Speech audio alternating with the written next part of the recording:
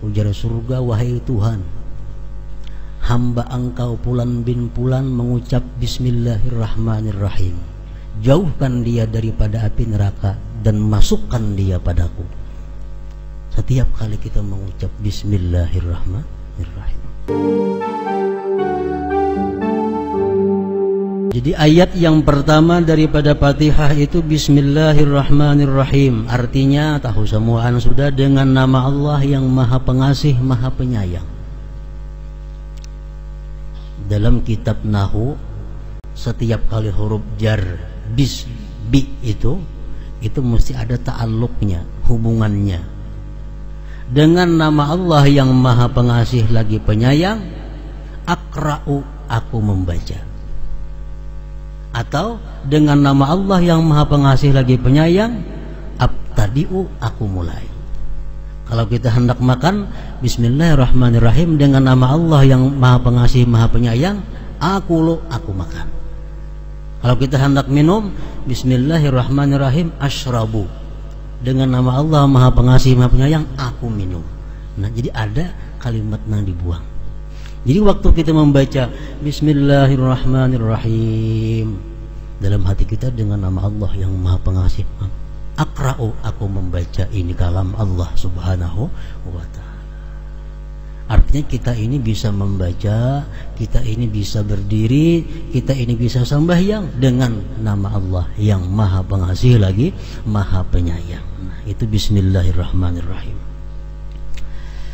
Mengenai Bismillahirrahmanirrahim ini banyak sabda-sabda Rasulullah yang menerangkan tentang Bismillahirrahmanirrahim, mulai dari hadis yang kualitasnya sahih sampai yang dhaif.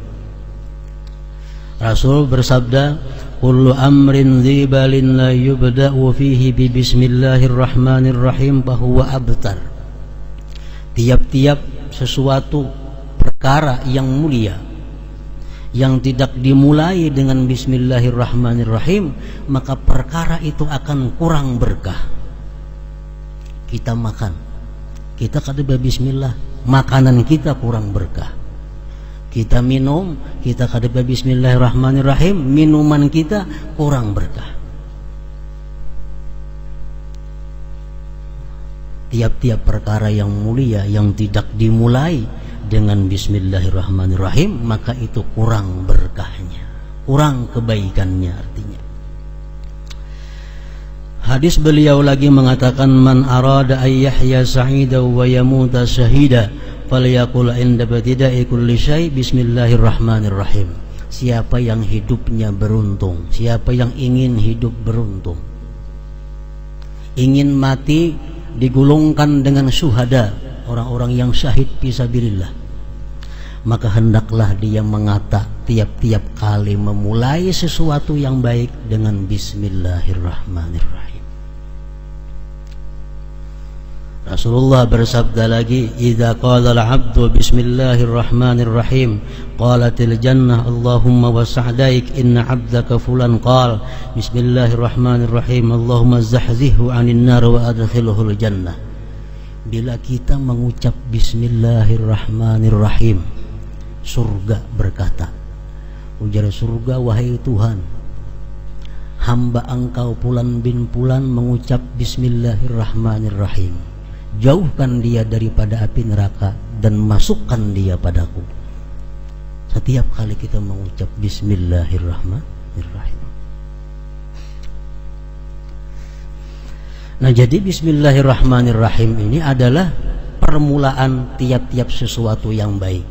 Quran dimulai dengan surah Fatihah, Fatihah dimulai dengan Bismillahirrahmanirrahim. Namun ujar para ulama mengatakan, kada semua sesuatu baik dimulai dengan Bismillahirrahmanirrahim. Jadi kita mesti belajar juga, karena ada hal-hal yang di situ kita kada baik membaca Bismillahirrahmanirrahim. Lalu oleh ulama fikih dibagi 4 hukum, bahkan ada yang mengatakan sampai 5 hukum tentang mengucap Bismillahirrahmanirrahim ini. Pertama, mengucap Bismillahirrahmanirrahim hukumnya wajib ketika sembahyang. Membaca surat Fatihah ada Bismillahirrahmanirrahim, itu wajib. Yang kedua, membaca bismillahirrahmanirrahim sunat ketika kita hendak berwudu, hendak mandi, hendak makan, hendak minum, bismillahirrahmanirrahim. Itu sunat. Ada lagi hukumnya membaca bismillahirrahmanirrahim itu makruh. Nah, baca bismillah makruh. Contohnya kayak apa? Oleh ulama fikih dicontohkan seperti orang yang hendak melihati kemaluannya sendiri. Hendak melihati kemaluan, bismillahirrahmanirrahim. Nah, makruh itu. Makruh. Kenapa? Karena itu ada perkara yang mulia. Kullu dzibalin, bukan. Ada lagi membaca bismillahirrahmanirrahim itu hukumnya haram. Seperti orang yang ingin melakukan zina, seperti orang yang ingin minum arak, bismillah umpamanya. Nah, seperti orang yang ingin mencuri dan sebagainya, hal-hal yang diharamkan, hal-hal yang maksiat bila dimulai dengan bismillah menambahi dosanya. Karena mengucap bismillah pada waktu itu adalah hukumnya haram. Jadi ada 4 hukum. Membaca bismillahirrahmanirrahim itu ada yang wajib, ada yang sunat, ada yang makruh, ada yang haram. Menurut satu pendapat lagi ini dhaif, ada juga boleh, mubah. Membaca bismillah itu mubah. Seperti kita nak mencelup sandal, bismillahirrahmanirrahim. Nah, itu boleh aja, tapi kada disunatkan, kada disuruh. Nah, bismillahirrahmanirrahim ini apabila dalam keadaan tertentu itu bisa dirubah ar-rahmanir-rahimnya, bismillahnya tetap menyesuaikan dengan keadaan yang dihadapi oleh kita. Kita hendak masuk ke dalam jamban, ampih bismillahirrahmanirrahim. Apa bacaannya? Bismillah, Allahumma inni a'udzubika minal khubuthi wal khaba'is. Jangan bismillahirrahmanirrahim, karena sunnah mengatakan demikian. Bismillah, Allahumma inni a'udzubika, ya Allah aku berlindung dengan engkau, minal khubuthi wal khaba'is, dari syaitan laki-laki dan syaitan-syaitan perempuan. Hanya kita masuk ke dalam jamban, bismillah. Apa gunanya kita mengucap bismillah itu hendak masuk ke dalam jamban? Imam Ali bin Abi Thalib karramallahu wajhah mengatakan, pendinding antara syaitan jin dengan aurat kita adalah bismillah itu. Syaitan ada laki-laki, ada syaitan bini-bini. Kalau kita masuk ke dalam jamban, kita kada bismillah, syaitan tertawaan. Kenapa? Ini melihat jelas aurat kita. Nah, dalam jamban kita membuka aurat. Kalau laki-laki, syaitan bebinian nang mehentipakan. Nah, makanya berlindung dari syaitan laki-laki dan syaitan perempuan. Nah, jadi kalau bini-bini nang masuk ke jamban, kada bacaan itu, bah syaitan lakiannya bekiawan lawan kawannya. Nah, jadi ujar Sayyidina Ali, pelindung antara mata-mata syaitan dengan aurat itu adalah bismillah.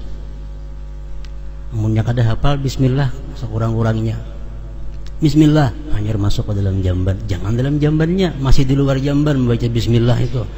Bismillah, Allahumma inni a'udzubika minal khubuthi wal khaba'is. Nah, dirubah sudah, jangan bismillahirrahmanirrahim lagi. Waktu kita hendak bersetubuh, disunatkan oleh agama, dipraktikkan oleh Rasulullah, kita membaca bismillah. Tapi jangan lagi bismillahirrahmanirrahim. Bismillah, Allahumma jannibna syaitan wa jannibi syaitan ma razaqtana. Ini sunat kifayah. Bila laki-laki sudah membaca, nang bini biar kada apa-apa. Bila nang bini membaca, nang laki kada apa-apa, kada usah. Karena itu kalau kedua-duanya baik lagi. Cuma kada bismillahirrahmanirrahim, bismillahnya aja dipakai, disambung lawan keadaan doa yang cocok untuk itu. Apa gunanya orang yang hendak bersetubuh itu membaca bismillah sampai seterusnya tadi. Hadis Rasulullah mengatakan yang ditafsirkan oleh para ulama, pertama gunanya kalau orang bersetubuh itu membaca bismillah sampai habis tadi, dia terhindar daripada syaitan. Karena syaitan itu kalau kita berhubungan dengan istri, syaitan itu duduk di ujung kemaluan kita. Nah, jadi andai kata itu nantinya menjadi anak, anak ini ada saham dari syaitan. Ada saham dari syaitan. Makanya anak yang kada karuan tampuh kelakuannya macam syaitan. Itu mungkin waktu itu kada membaca bismillah, Allahumma jannibna syaitan wa jannibis syaitan ma razaqtana. Pertama itu. Yang kedua, andai kata itu nantinya dijadikan oleh Allah anak, maka anak ini akan selamat daripada murtad. Anak ini akan selamat daripada kafir. Dua.